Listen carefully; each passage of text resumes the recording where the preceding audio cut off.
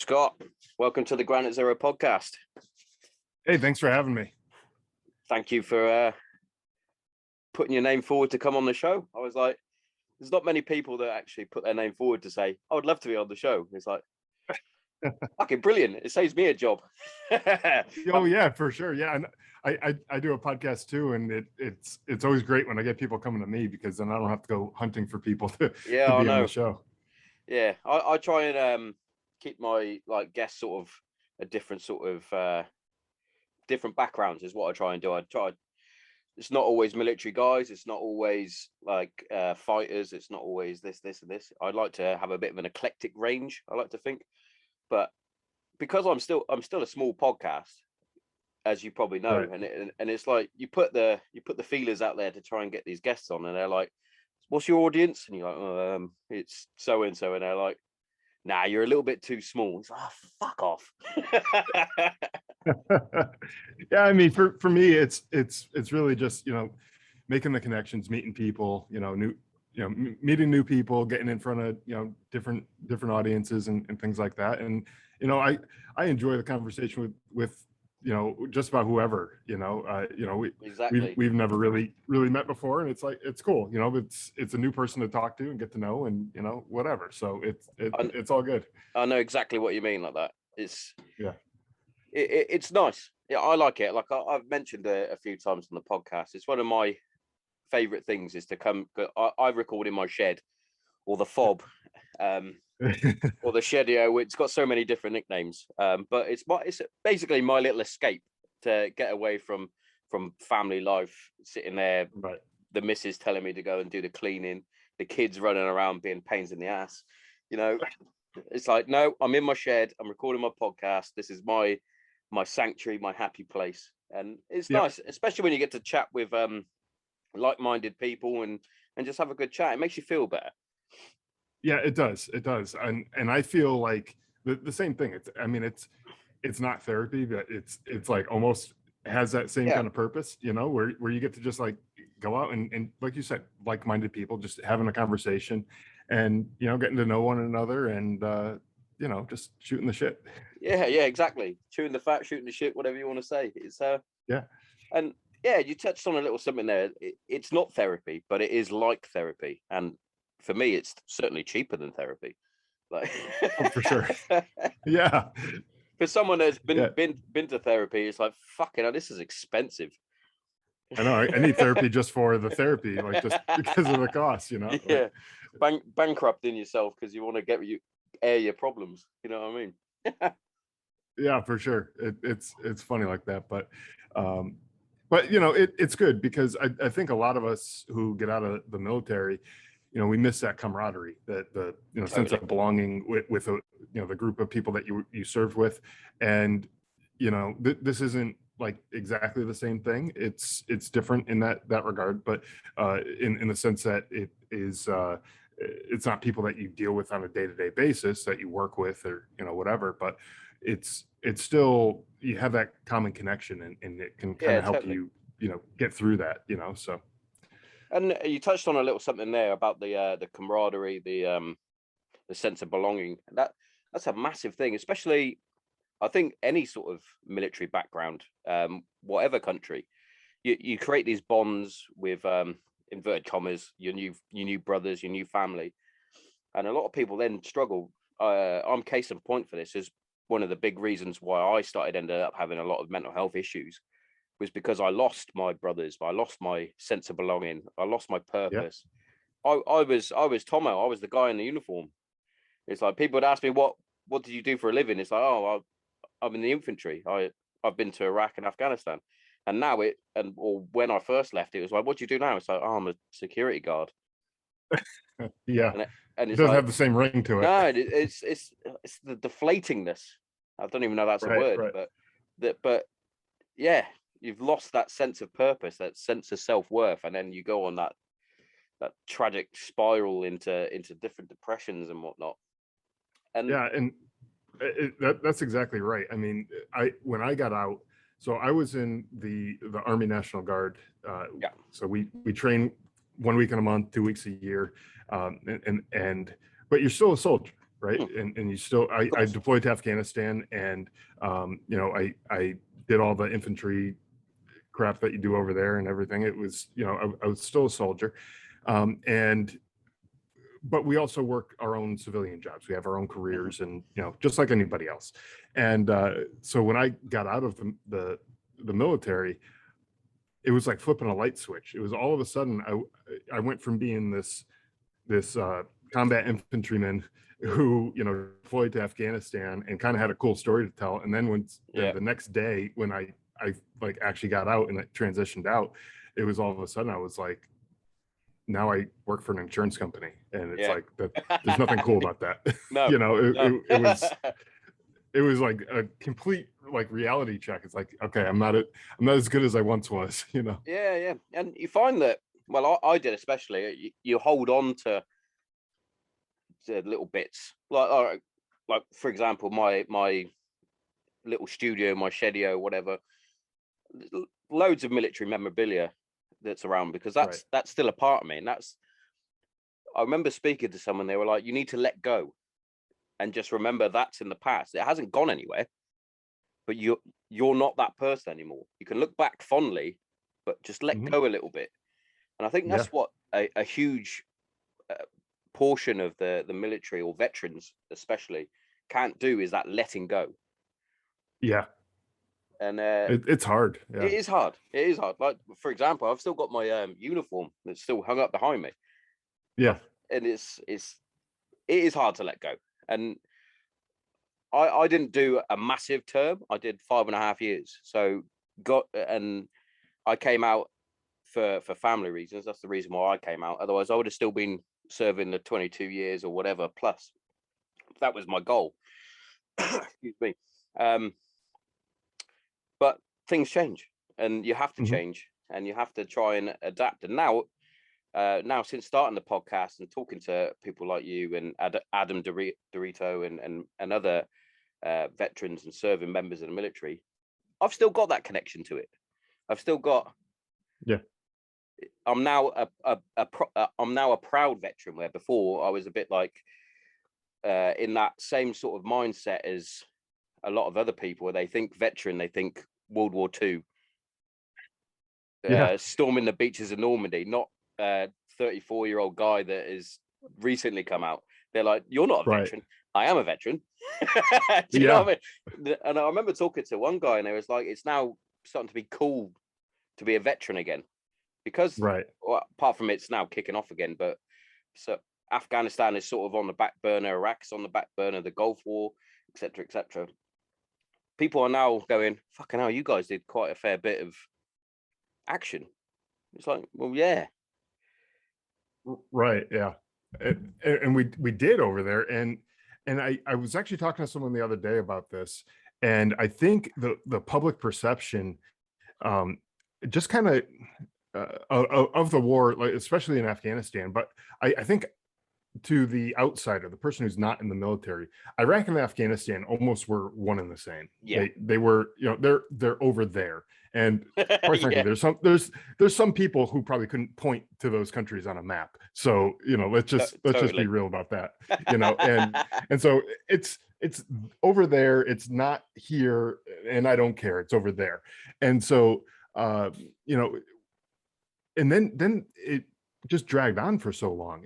20 years is a long time for any kind of conflict. And when it goes on that long, it just becomes like normal and part of, oh, this is just a thing that's happening. And now we just have to live with it. And it's as normal as putting on your shirt in the morning and, taking a shower or whatever, like that's just part of your day to day. Is like, oh, this thing is something that's happening, and so people kind of just, I don't know, it just sort of like faded into the background where people weren't paying quite as much attention to it until the recent events, and now everyone's talking about it. Until the recent people events. People who hadn't talked about it for years are now all of a sudden interested. And it's like, where the hell were you 10 years ago? When this was, when I was there. I heard something the other day, and it was we can all thank Afghanistan for getting rid of COVID. It's like, because everybody stopped talking about this fucking virus. Right. It's kicking off. Or even better now. over here, we've got a fuel shortage because we don't have enough heavy goods drivers to get the petrol into the petrol stations, and everybody has gone revert to default and started panic buying. So they're panic buying fuel, like unleaded petrol. It's like, what are you doing? Why are you panic buying? It's, and that's the thing. Like over here, I don't know if you guys had that over there, but over here in the US, we last year when like COVID all started kicking off, everyone was panic buying toilet paper. Oh yeah. Like the important things. You couldn't find it. you yeah, exactly. Yeah. Like you couldn't figure this out like some other way. But like how much are you really planning on using the bathroom? Like people probably still have toilet paper. Oh, of course they have. Stockpiled. Of course they have. You know, it's crazy. It's just mad how people's minds work when they go, fuck. Right. Like people are like getting jerry cans and they're filling up their jerry cans. They're filling up their car. It's like we haven't got a fucking oil shortage, you idiot. Yeah. Right. What are you doing? But it's mad because you see on like your Facebooks and your Instagrams, obviously they're your friends and you tend to follow sort of like-minded people, like I said, for this. So you're seeing the same people posting the same stuff as you, saying, what are these people doing? It's like, surely these people have got friends that are like, what are you doing, mate? Why are you doing that?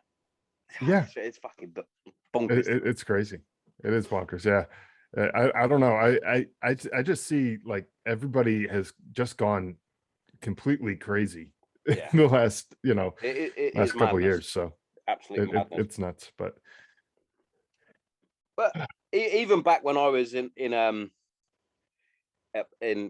well, we called it Bastion, so it'd be Leatherneck for you for in Helmand province, obviously the big base. Okay.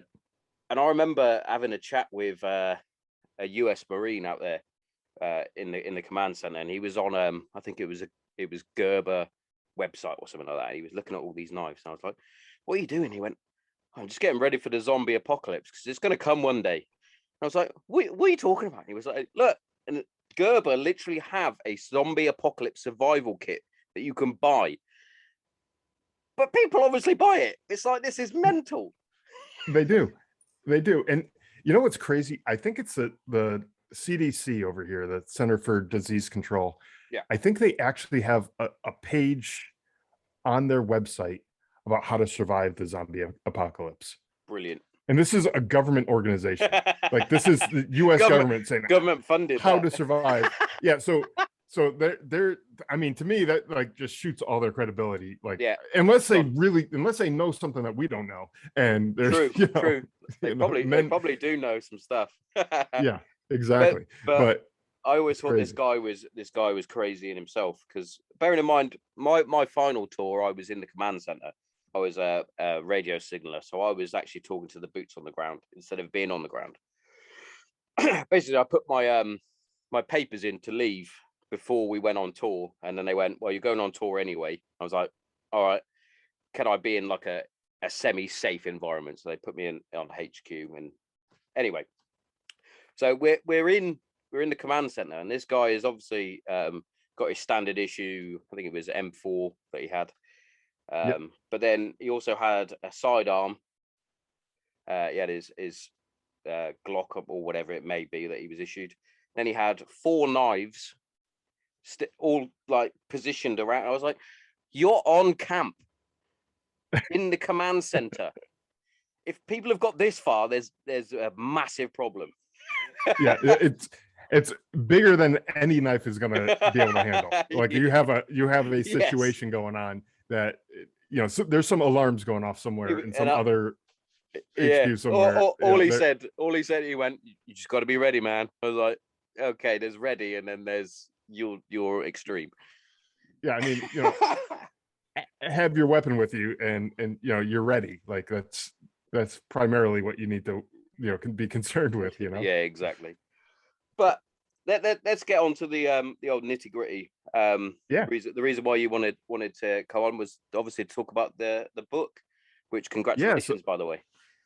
Yeah, thank you. Yeah, the book, my book, Surviving Son, came out about a month ago, end of August, and it is about my story over in Afghanistan. And my brother, who also served in the National Guard, him and I were uh, both deployed over in Afghanistan in 2010, and uh, tragically he was killed while we were over there. And so yeah, the book is about that story and my journey, my time in Afghanistan, Yeah, and how we dealt with all that, after coming back home. yeah. It's got to be it's got to be hard anyway, especially in an environment like we were in over in Afghanistan. It's a high stress environment as it is, let alone Right. having to worry about your brother being like down the road in the same shit as what you're in. Right. That And must have, and that was one of the things that, I've been asked about before. And honestly, I'm thinking back to that time period, and before he was killed, I never really was concerned that something was going to happen to him, because I think I just put that possibility out of my mind. Like, yeah, I that's got, not something that happens to me, like, or yes, to my family. Like, that yeah, happens to other people. We read about that in the news, and yeah, it's sad and it's tragic, but that's not something that happens to me. That can't happen, right? yeah. And I It's think I that did that as a that's like defense a mechanism yeah. I was almost. going to say that's like Yeah. a defense mechanism that quite a lot of people would Yeah. go through. I remember when we were uh, out in Kandahar, and I was a Valen man, so I was checking for the IEDs as we are going for a vulnerable point. Right. And I remember my metal detector going off, the Valen going off, and I'm thinking, nah, that it can't be, because Right. that like you said, that shit doesn't happen to me. No, exactly. Yeah. There's got to be an empty casing or something, or a bit of a tin can or whatever. It's not going to be an IED. And I remember going down and confirming, and there was a few wires. I mentioned this actually in my book, and the commander of the line came over to me and was like, "What the fuck are you doing?" It's like, "Well, I'm confirming to see if it's an IED." He was, and then I remember it vividly. He was like, "We're in Kandahar. We're in the RAF Reg. It's not going to be an IED." And I could see a wire, and he pulled the fucking wire out, and I was like, "Fuck," thinking, "But like, I'm gone now. I'm going to be pink mist. I'm going to be." Yeah. But obviously, thank fuck it wasn't, because well, it would have been the That would have been worst. lights out. Would have Yeah. been like, I wouldn't be here. But put it that way. But yeah, definitely. When you're doing things when you're over there, it's like, oh, that's not going to happen to me. I'm not going to be the one Right. that gets shot. I'm not going to be the one that gets blown up. Well, and you even, I know we did anyways, but we even joked about it. Like, we go out on a mission, and some of our buddies would come up and be like, "Hey, don't get shot today. Don't get blown up." Yeah. It was just like a way to cope and deal with it. And It's a some coping mechanism, because some other people we would who have it. never. Oh, go ahead. Yeah, we would have, even before we went on tour, we'd have a death list, like who would be highest on the death list. So I remember when we went to Kandahar, I was at the top because I was getting married when I got back, and my wife was pregnant, or my fiance at the time was pregnant. They're like, "Well, Tommo, you're definitely at the top of the death list." It's like, why? Yeah. He went, "Because you've got the most to lose at the minute." So, oh yeah, you got a point. But you sort of Right. laugh it Right. off. You shrug it off. I remember telling the missus, I was like, "Oh, I'm top of the death list." She's like, "That is horrible." He's like, "Nah, it's all right." Right. But to her, that was terrible. And Yeah, if you really do think about it, it kind of is terrible. But yeah, for for us, so while we're over there, that was like, we laughed it off, and that's how we dealt with the things that we were out of our control. Like, you can't control if you're yeah, gonna get blown up or whatever. Like, shit happens, and that's just the reality of the situation. You have to deal with it, and the only way you could really deal with the things that are out of your control is just kind of laugh at them. well, yeah, and that's one of the things that my family and my in-laws, should I say, they were always like, "You've got a very specific dark sense of humor," and it's like, well, yeah, I'm I'm used to going out facing, well, the unknown, and Right. if I don't laugh about it or make a joke about it, then I'm gonna be in a darker place than what I actually ended up being in. I would have been, you just wouldn't be able to cope. Yeah. No, for sure. And so actually the day that my brother was killed, I talk about this in the book, Surviving Son, again, but when the day he was killed, my commanding officer called on the radio for me specifically. And so I was a sergeant, and anyone, I don't care what country you're from, but anyone who knows the chain of command, the way that works, you know that like the commanding officer isn't looking for like a lower guy like directly. He's going through the chain of command usually. And when he was looking for me specifically, I was like, oh fuck, what did I do? What did I screw something up? Did one of my guys screw something up? Like, what happened? And so I started checking all my guys' equipment, looking for everything that they had, to make sure that they didn't lose anything, or someone screwed something up or whatever. And I couldn't figure it out. So eventually I link up with him, and he tells me that my brother was in an ambush, and his unit was ambushed, and that he had gotten hit. In my mind, I still didn't realize that the possibility of death was there for my brother. Yeah. And so in my mind, I'm thinking, I'm going through all the logistics and trying to figure out, okay, how do I get to him? Does he need like a blood transfusion or something? Like, does he need blood? He can have mine. Does he need a kidney or something like that? He can have mine. If I don't need it, he can have it. And I'm going through all the logistics. Like, all right, get a helicopter here, and let's get me out of here. And he's like, no, you don't understand. He was hit, but he was killed. And I was like, what? Like that can't happen. I like anyone else, I broke down, and I was a mess. Yeah. But the thing that was the worst about that whole situation was just 20 minutes later or so, our own unit started getting into a firefight. And I was like, oh, fuck me, like I had to put aside the grieving and just like set that down, and then jump right back into army mode. And I was like, the last thing I wanted was, well, my parents to get a second knock on the door, letting them know that another kid was killed, and B, I didn't want any of my guys to get hurt or killed, who were relying on me for leadership. And so, I had to just set aside my own personal issues, what was going on, and like just suck it up and deal with it, deal with the situation that was going on, at the moment. So yeah. So when the dust sort of cleared, pardon the pun, and you got back to camp, did they give you enough counseling and whatnot, say counseling, sort of distance that or anything that you needed to process and grieve, or was it, no, you got to carry on and get back to it? Well, it was interesting. So after that firefight, about maybe an hour or so later, they had a helicopter come and take me and a couple other guys who were injured that day, took us off the battlefield, if you will, and it took us to Bagram Air Base, and that's where my brother was, and there's another soldier who was killed with him as well. But so they were there. And the next morning they had the ramp ceremony, the formal ceremony, whatever, where they bring the fallen soldiers onto the plane that's going to take them out. And I ended up getting on that same flight to go to Kuwait, to start my journey back home.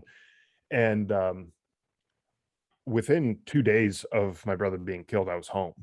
And but most of that time, I wasn't ever by myself. I was never alone.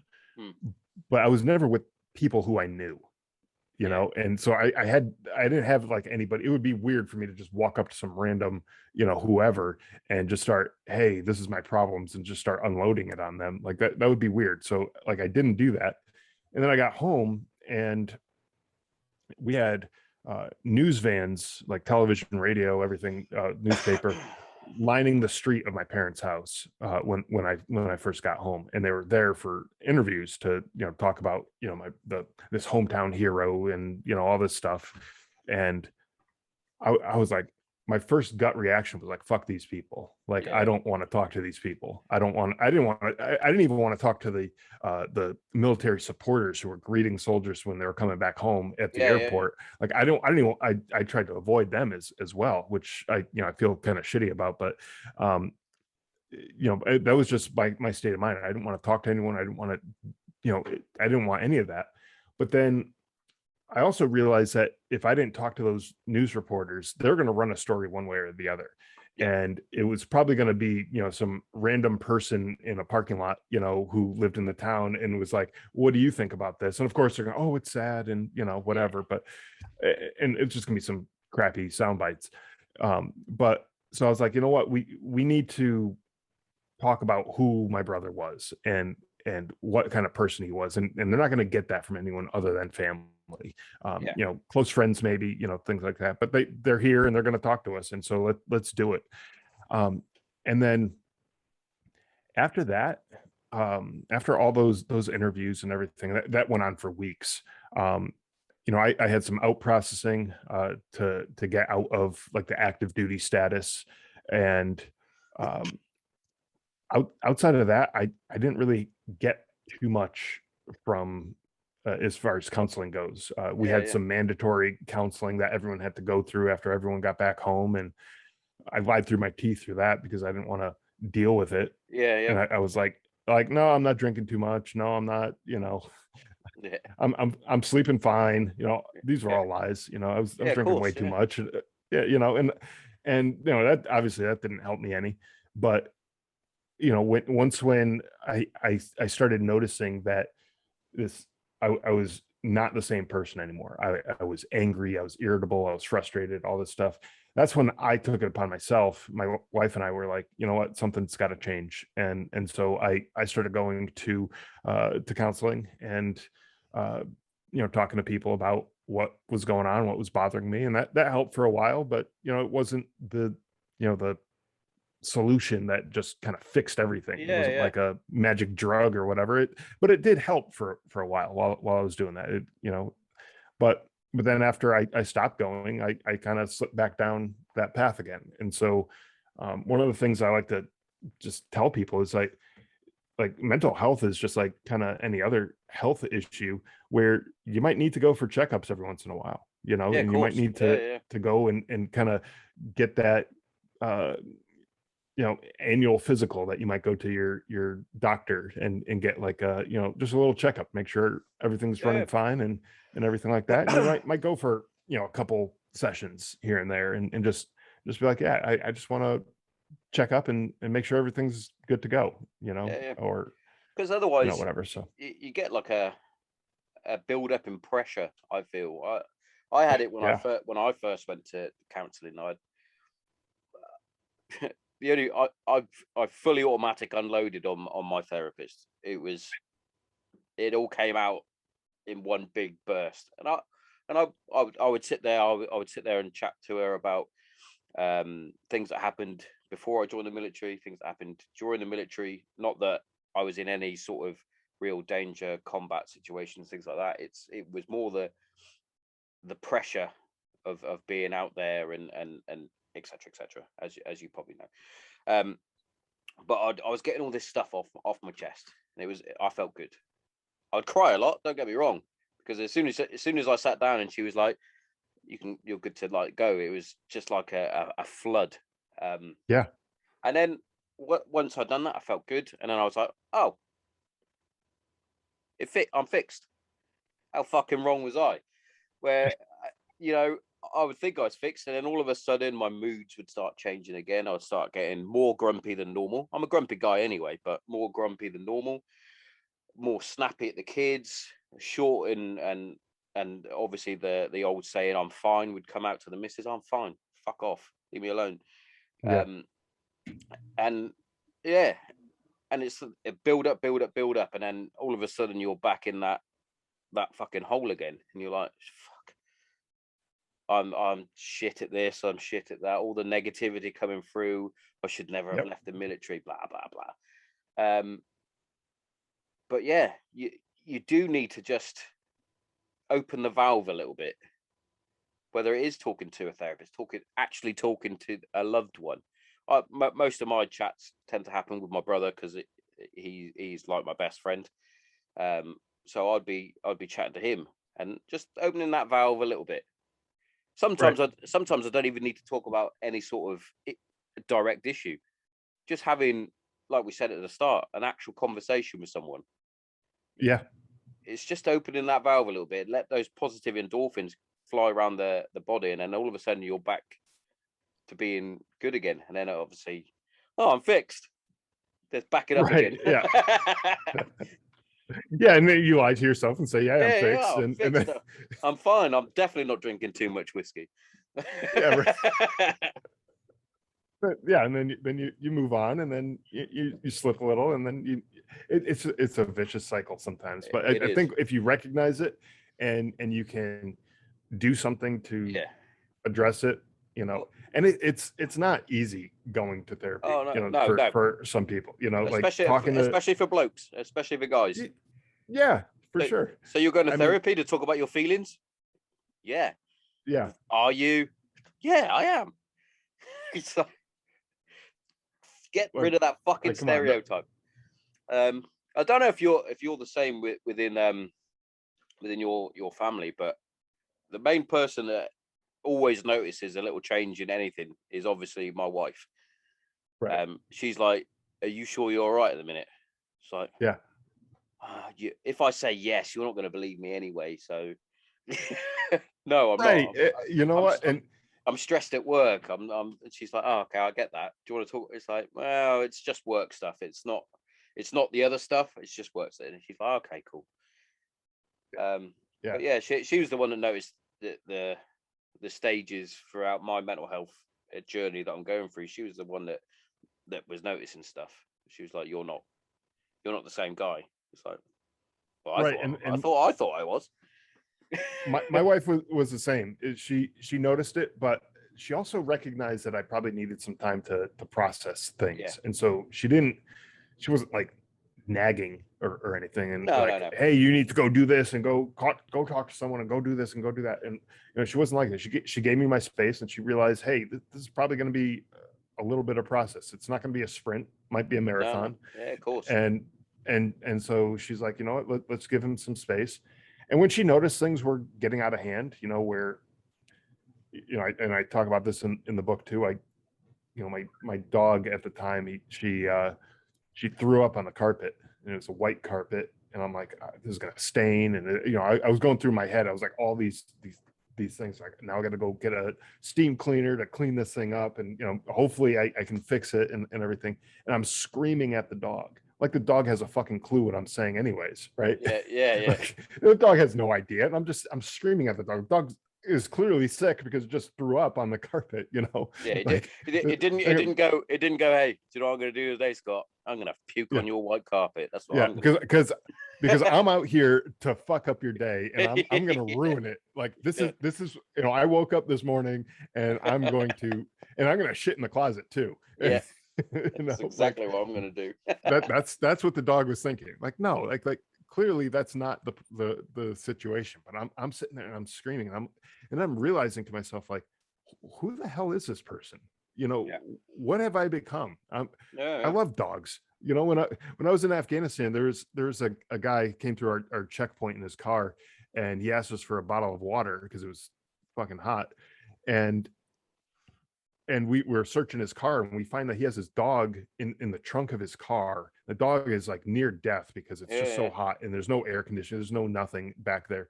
And so I went to go grab a cool bottle of water that we had in our trucks, and I popped a hole in it with my knife in the top of it, and I just squeezed it into the dog's mouth, and I'm staring at the guy as I'm doing it. Like, I love dogs. Like, I did more for that dog than that jerk who was stuffing the dog in the trunk. You know, that was the thing with the locals. They don't like dogs.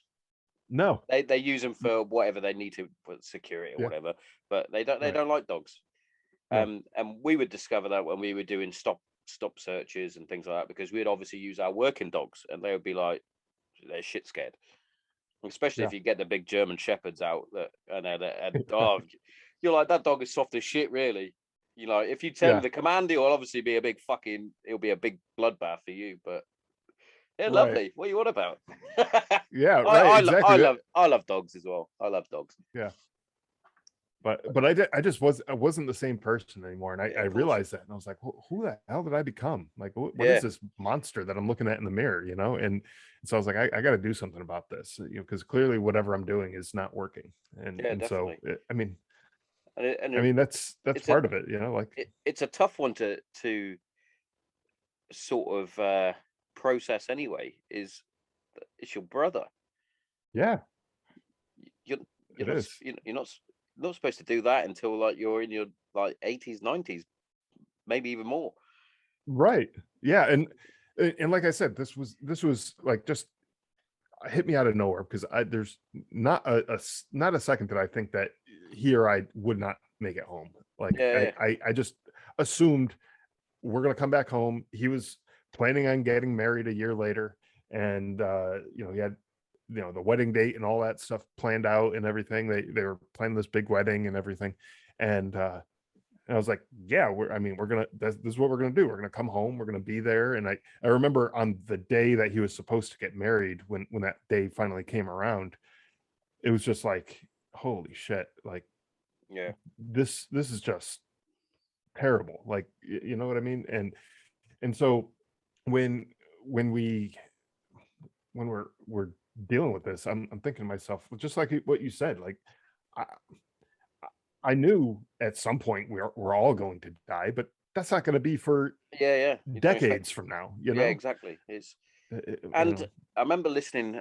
It must have been I must have been listening to Jocko. I think okay, one of his podcasts, I believe, and he was talking about the actual grieving process, and nobody is ever taught how to grieve.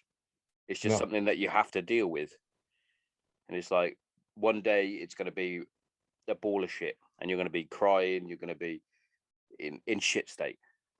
yeah, The next day you'll be a little bit less, and a little bit less, and then one day you'll be like, oh, I think it's almost put to bed, and then a, an anniversary or a birthday or something like that will pop up, and then it's like whew, big full circle, yeah, and nobody's taught that it's okay to, because I always found um when you get to the stage where you're starting to feel a bit more human, a bit more yourself, that you start to feel a bit guilty that you're feeling normal, and you're like, well, I right, shouldn't be feeling normal, I've just lost a loved one. But guess what, you have to get to that stage. You yeah, if you believe in heaven and hell and all that sort of stuff, they're looking down on you, wanting you to be back to normal. They don't want you in shit state constantly. right, yeah. No, they and I if you knew my brother, I mean, there's he wouldn't want you to cry for a second, you know, like 1 second wasted on him like that would be Yeah, too much as far as he's concerned. He wants you to go laugh and have fun. I mean, yeah, yeah. he would light up the room just walking in, you know. He just was the life of the party, and you know, he was a fun loving guy, and he always joked around. He knew how to get under your skin, which was, you know, Yeah, just the way that's I what guess brother. That's brothers what are. But brothers do. Um, exactly, yeah. And he got would get under your skin, but in a loving way. yeah, And it's you one of know, those. It's one of it's those. I say this to the missus all the time as well. It's like, you annoy the fucking shit out of me, but I wouldn't change you for the world. right, And you know, exactly. and And I think when you have that kind of relationship with someone, and then you're feeling so down about, you know, losing that person, it's like, well, they would want you to not do this, not be yeah, so down, and you know, get on with your life. And you mentioned, you used the word normal before, and a lot of people have said, you know, there's just going to be a new normal. yeah, You know, you're going to have to learn to live without this person in your life, and that new normal is going to be it's going to include some sadness, like you said, around yeah, of course, anniversaries yeah, or of course. birthdays and things like that.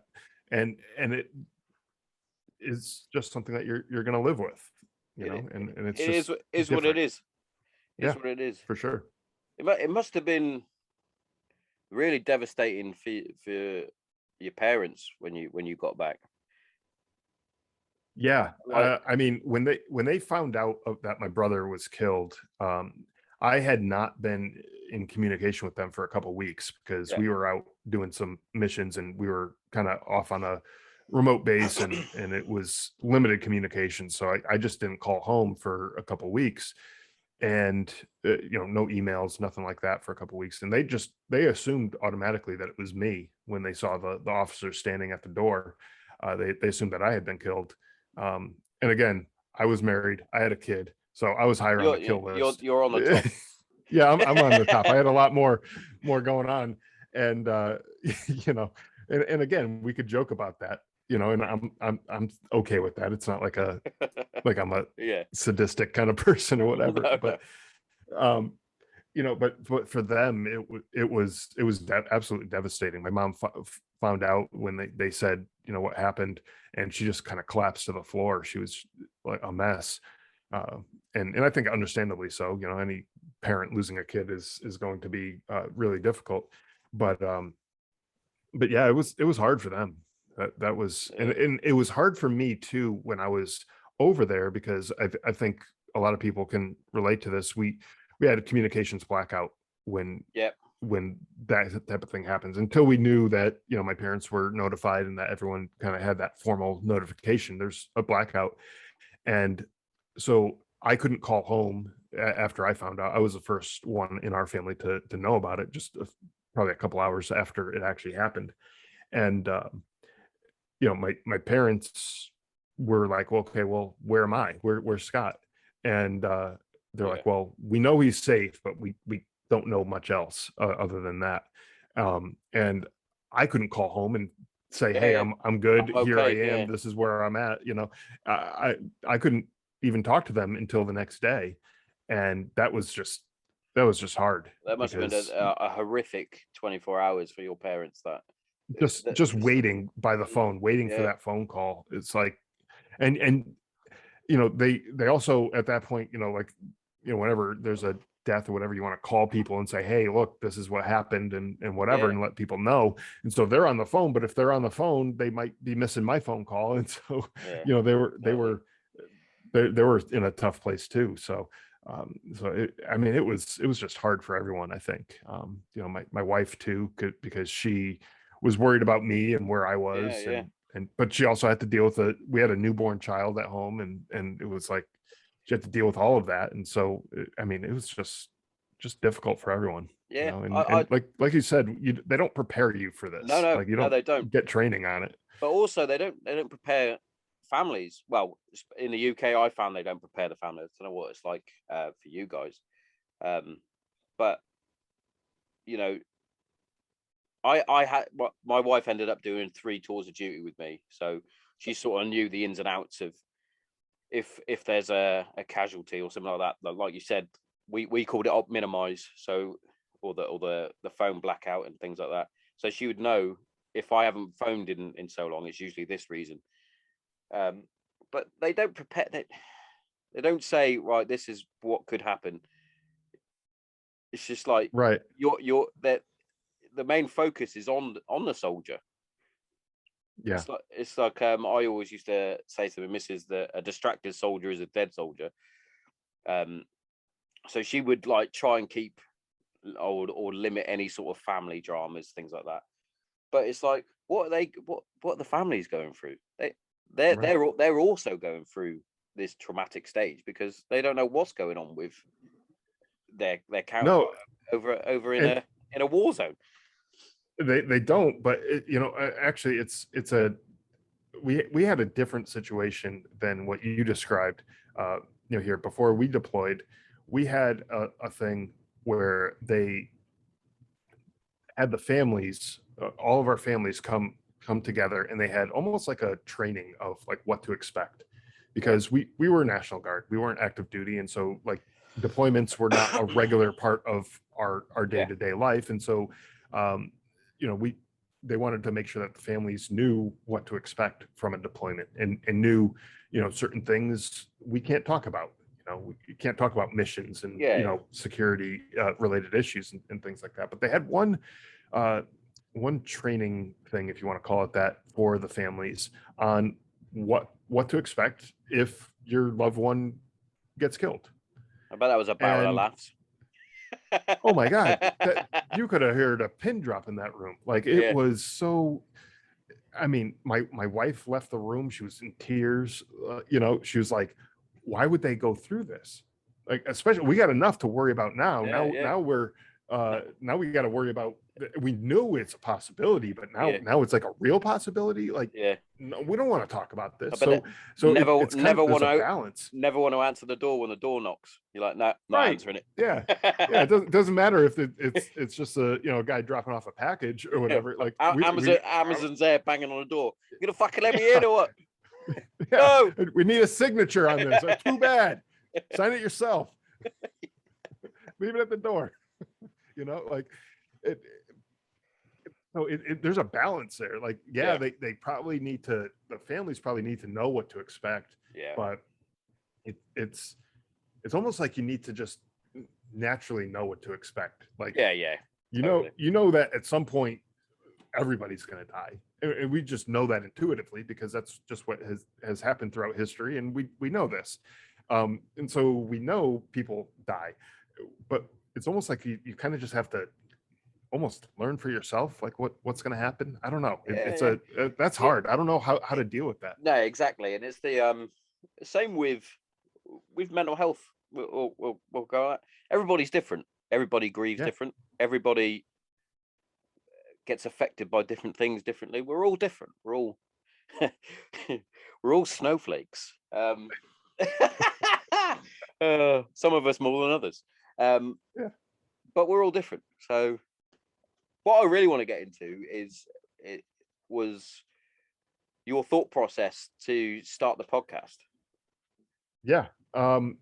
When I started my podcast about 2.5 years ago, the Drive On podcast, it was shortly after I got a phone call saying that another one of our guys that we served with over in Afghanistan had taken their own life.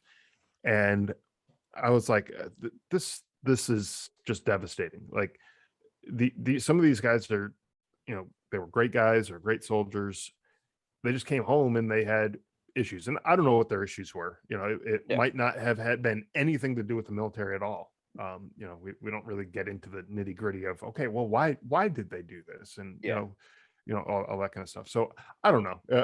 I can only assume that the military at least had some part in it.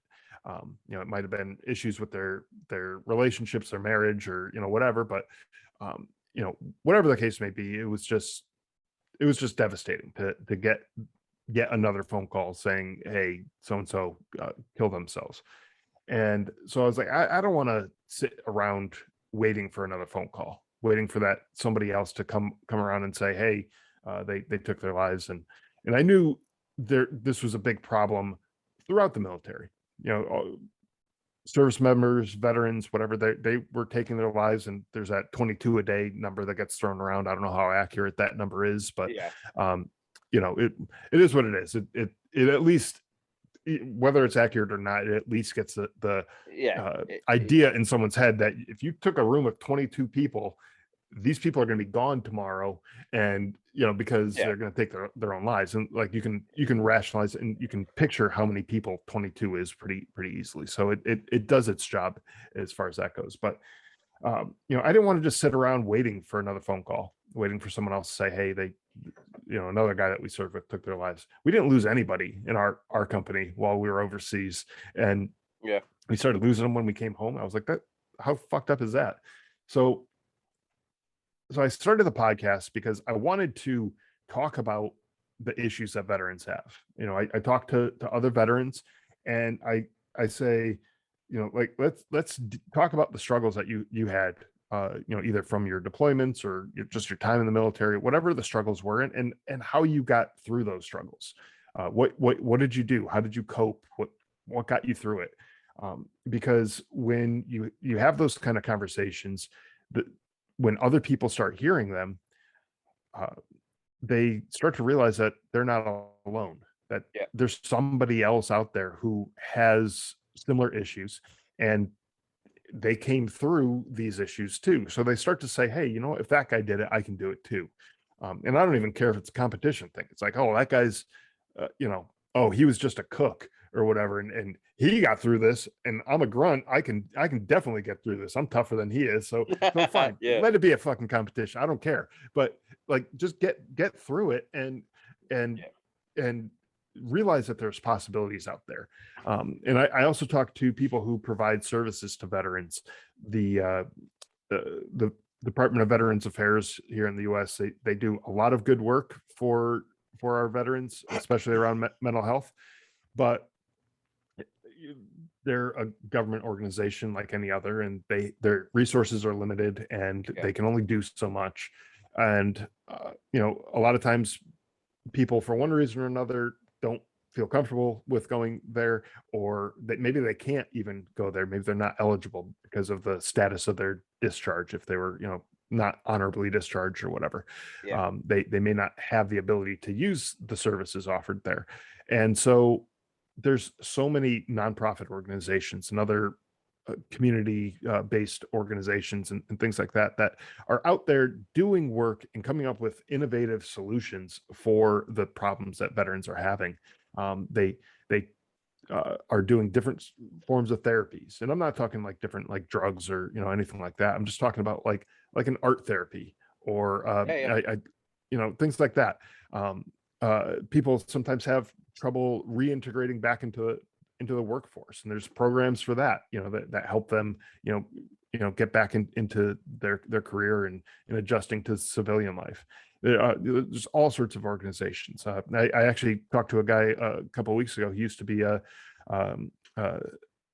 NFL referee, and he started an organization that helps veterans get into officiating sports, whether it be football, basketball, soccer, baseball, you name it, you know, all sorts of different sports.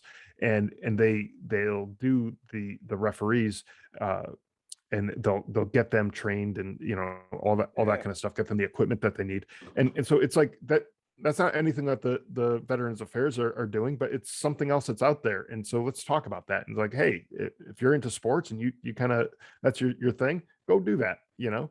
And so there's all sorts of organizations out there, and people that have great stories to tell, inspirational stories. And so I was like, let's share these stories with other people. I love that. I love that. Exactly. That's a big thing. I know a lot of veterans tell war stories. A lot of veterans like to tell their story and things like that. Yeah. There are a handful, the ones that really truly struggle, that have got stories to tell, and it would probably help, like I said, relieve the open the valve, relieve the pressure. Sure. But like, so similar reasons to yourself, why I started mine was originally just to help myself to air my problems, because like I said to you about the therapist, I couldn't afford to keep going to therapy, so I would come down here, and originally it was just me talking to myself, just to get crap off my chest, basically. And then I started getting guests on, and blah blah blah blah, and we fast forward to where we are now. But yeah, I was always in that mind that I'm helping myself, but if somebody can hear me and think, well, Tommo is talking about his problems, I've got similar problems, I'll slide into his DMs and let him know that I've got these sort of. It's like, I've had a fair few veterans do the same, and as a community, both sides of the pond, our side and yours, we're a proud bunch, and sometimes we need that little push to say, look, it's okay that you're fucking feeling shit. Look at all these guys over here that are feeling shit. Let's all feel shit together, and and have a bit of banter about it, and like you said, it doesn't matter if you're a cook, or if you're a fucking infantry soldier, you're a fucking airman, a sailor. We all have these issues. We all have stories to tell. Yeah. And I had a guy on quite regularly, and quite recently, should I say? Get the right words out, Tommo. we all know now, like there's always that hashtag mental health awareness. Everybody is aware now. We all know that there is the real pandemic going on with the suicide rate going up, and veterans, not just veterans, but all over the world, people taking their own lives. That's the real pandemic. We're aware. It's what are we going to do about it now? And like you said, there's so many different companies, non-profit organizations. I helped raise money for a cause called Rock to Recovery that help struggling veterans, help veteran families, help serving people with all sorts of needs, whether it's financial, medical, mental health problems. There are companies out there that will help, but a lot of the time they're sort of hidden for some reason. They're not getting the exposure that they deserve. But yeah, things like getting these people onto a podcast, onto a radio show, whatever it may be, can help. Yeah, and that's exactly why I try to do it, because I know nonprofit organizations, they don't have a huge budget a lot of times. Some of them do, and those are the ones that you know about because they do all the advertising and whatnot. Yeah. But not everyone has a huge budget for this, and it doesn't cost me anything except for a little bit of time to sit here and have a conversation with these people and get their information out there. And so why wouldn't I do that and get it all out to my listeners and make them aware that there's something like this out there for them. And that, to me, I think is the the perfect way to do it, because when more people are aware of what's out there, then they're more likely to keep trying and not give up hope on themselves. Yeah, and that is the main the main goal, I feel. Definitely. Yeah. And it's like, what is this, an hour out of our day, whatever it may be, however long we record for. Yeah. And I find, especially with podcasts as well, I listen to several different ones. I have them on in the background from time to time, and then I will pick up on something and go, what's that? And then I'll Google it and go, oh, that's pretty fucking cool. Yeah.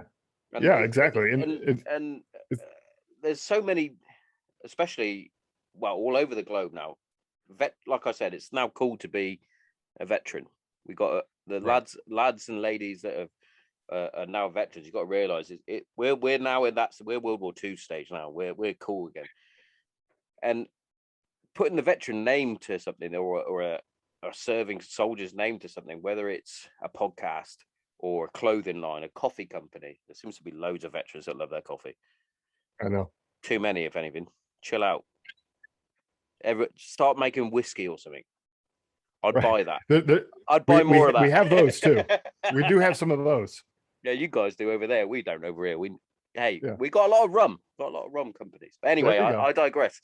But as soon as I still find it now, if you put the veteran-owned company, a lot of people go, I'm going to support that. Yeah. Like right now, I'm wearing Team Lakota, which is an outdoor company. I'm wearing their hat. I like their stuff anyway, but they're a veteran outdoor company. They do all these different walks, and they've got a clothing line and things like that. They're killing the game, and the same with Modern Warrior, which is behind me. Anything like veteran based, I'll say, yeah, I'll support you. I know a lot of other veterans are a bit like, I'm not supporting another veteran company. I've got my own.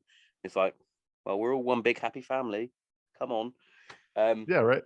But yeah, it's and when you're in the trenches, you support each other. So why not do it when you're not in the trenches anymore? Right. And for those people who are like, well, I'm not going to support other veteran companies, I have my own. Okay, think about, I own a business too. Think about all the things that you need and that you need in your business to have your business run. I'm guessing there's probably a veteran-owned company out there who does some of this stuff. Even if it's the janitorial services in your you probably can find a veteran-owned company who does that, or security for an event or something. I'm pretty sure you can find a veteran-owned company who could do that. I'm pretty sure about that. They probably have 2 or 3 kicking around somewhere. But yeah, definitely. I mean, help them out. you need the services, you need the products, whatever it is, Yeah, definitely. anyways.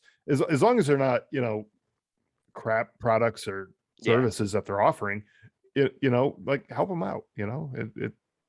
You're spending the money anyways, so yeah, exactly. might as well help out the veterans who are out there. I totally agree. I totally agree with that. And I know, as like I said, that how proud veterans are. A lot can still have that toxic tendency of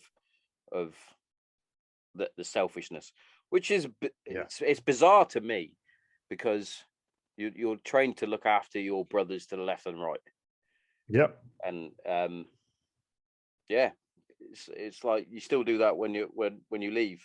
That's how it should be in my eyes, anyway. No, Um, it should. Yeah.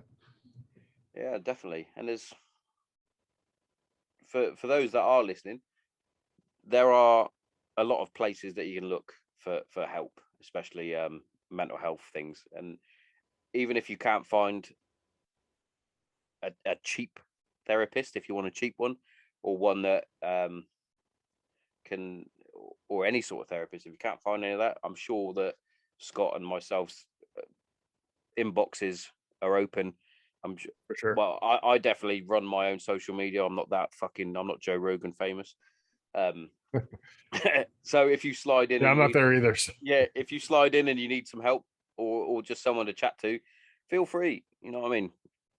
I'm never gonna not reply to someone who is struggling. Do you know what I mean? Right. I'm sure you're exactly the same. Yeah, for sure. I definitely. Yeah. Reach out, social media. It's Drive On Podcast on Facebook, Instagram, Twitter, LinkedIn. You just search for Drive On Podcast there. You can find me on any of those, and I'll answer anything like that, anything that I can help with. I'm not a therapist, so I'm not going to be giving you know counseling advice and Yeah, all that kind of stuff, because I might screw you up more than it's worth. But I well, can point you in the right direction for yeah, exactly. organizations that are out there that they want to help out veterans. And um, you know I don't know if this is true with everybody who's a veteran, but for me, I see our allies, the Brits, Australians, whoever. We were over in Afghanistan, in Iraq. We were over there fighting together. We had the same purpose, right? And Yep. so, I value your service, just because you're not in America, fighting in the U.S. Army or whatever. Like, I value your service as much as I do another U.S. soldier. Yeah, Because yeah, we're all the way I feel, anyways, is we're all kind of in that together. yeah. We're all And connected. yeah, All connected. for sure, we're Definitely. definitely connected. And so, even though you may not be an American veteran, like, I don't care. Like, reach out. Like, I might have some resources that can help, the Brits or, whoever. I am always open to help out. And if I don't know the answer to whatever the question is, I'll do some Yeah, yeah, research and I'll try to figure it out. yeah. Exactly. Or I'll point you in the direction of someone who will know the answer. For sure. Yeah, exactly. Yeah, cool. Exactly. Also, where can they find your book? Yes. So the book is on Amazon. The book is Surviving Son. You can search for that, and you should be able to get a copy pretty easily on there. Just like anything else, Amazon has just about everything. And I Yeah, figured, let's add my book to the mix. And yeah, good. And so I that would be know, great. I know what it's like, going through the process of writing a book, and it is a draining, long For sure. Yeah. process, and it also brings up thoughts and feelings that you thought you had stuffed way down. So, Right. mate, massive props to you for managing to get it all out onto pages and releasing it. Because I know it's difficult. It certainly is. It's a hard process to do. You're right. It does bring up some emotions and thoughts that you didn't really think about for a while. And I think the process of doing it, though, and getting it out there, I look at the book and telling my story in a very personal way. I go into some kind of raw details, and talk about my story. I find it to be similar to how I do the podcast and how I get other people to share their stories. I just look at this as another one of those stories that's out there, and hopefully it helps some people. That was my intention, that it would help some people. And so I really do encourage people, not even just for the financial aspect of buying my book and helping me out that way, which is a nice side effect of it. But I do encourage people to go out and get a copy of the book, and hopefully it will help you with some perspective and kind of understanding, maybe processing your own grief or your own PTSD or whatever you're going through. Definitely. Well, Scott, I think it's about time we sort of wrap this up, but you're definitely welcome to come back onto the podcast anytime. Excellent. I'll definitely have you back on for part 2. I enjoy talking to the Americans. It makes me laugh. But yeah, so we can find you at Drive On Podcast. Yep. Driveonpodcast.com. You can find everything, social media, or wherever you listen to podcasts, it's probably there. So you can just search for Drive On Podcast there. And Surviving Son, the book, is available on Amazon. You can grab a copy there. I'd really appreciate it. And if you do, leaving a review, especially from the other side of the pond, would definitely help out. So thank you very much for the opportunity to come on and share my story and talk a little bit about the book. Totally my privilege and my honor to have you on. So thank you very much, and I'll catch you again soon, my man. Great, thank you. Cheers. Catch you later.